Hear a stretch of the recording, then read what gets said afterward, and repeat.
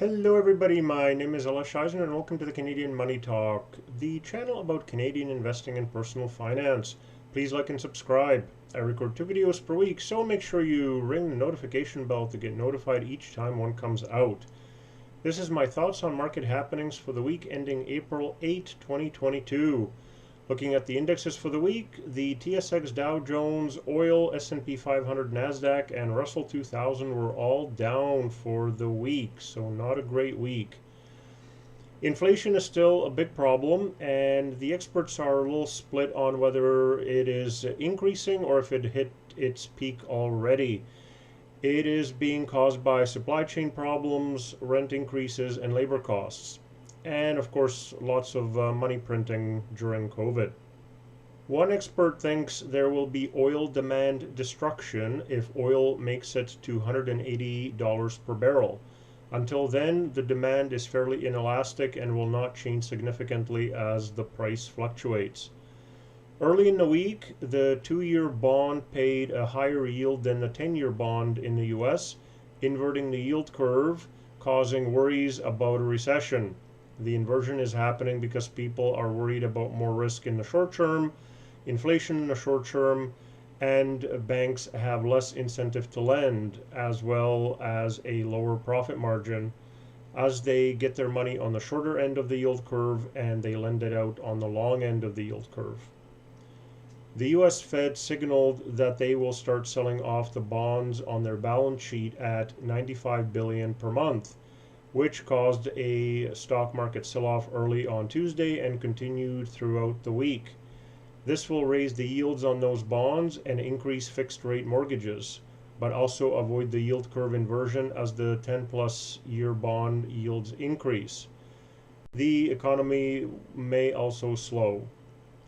The US Fed is behind in raising interest rates, so a slowing economy could lead to stagflation, a stagnant, slow economy, and inflation which doesn't reduce.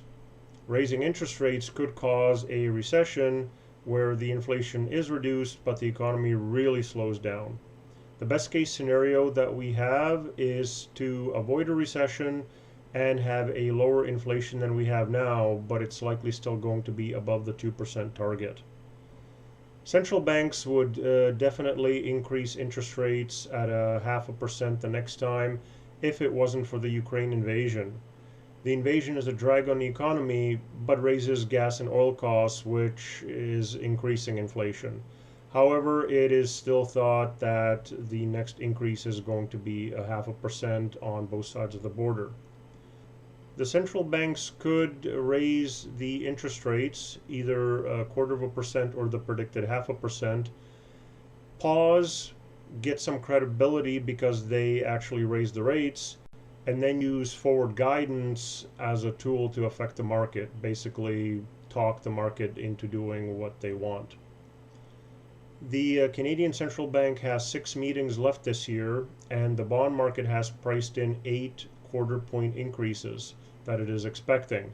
So 2 are priced in to be 0.5% hikes. The Canadian unemployment is at a 45-year low, so the economy is strong along with the real estate market, which is the backbone of the economy, and therefore we're thinking that the economy can take these increases. The big news for the week was that we had the federal 2022 budget released this week. There is no increase in the capital inclusion rate, which is a sigh of relief for any investors using non-registered accounts. And there is no taxes on primary residence sales, which was widely expected. Now, instead of the government lending interest-free on home purchases, they introduced a 5 years times 8,000 per year limit of RRSP-like fund, which is withdrawn tax-free, getting the best of both the RRSP and the TFSA. You get an RRSP tax benefit on the purchase and then tax-free like the TFSA on the sale. Big banks and life insurance groups will pay 3% Canada Recovery Dividend Tax for the next 5 years on any taxable income above $1 billion for the 2021 tax year. So that is a little bit of a drag on Canadian financials. Budget 2022 also proposes to permanently increase the corporate income tax rate by 1.5 percentage points on the taxable income of banking and life insurance groups above 100 million, such that the overall federal corporate income tax rate above this income threshold will increase from 15% to 16.5%.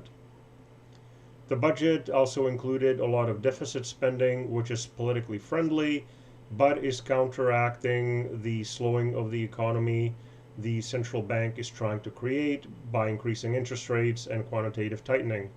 The economy doesn't need more spending with the hot jobs market and the real estate market, and of course the inflation.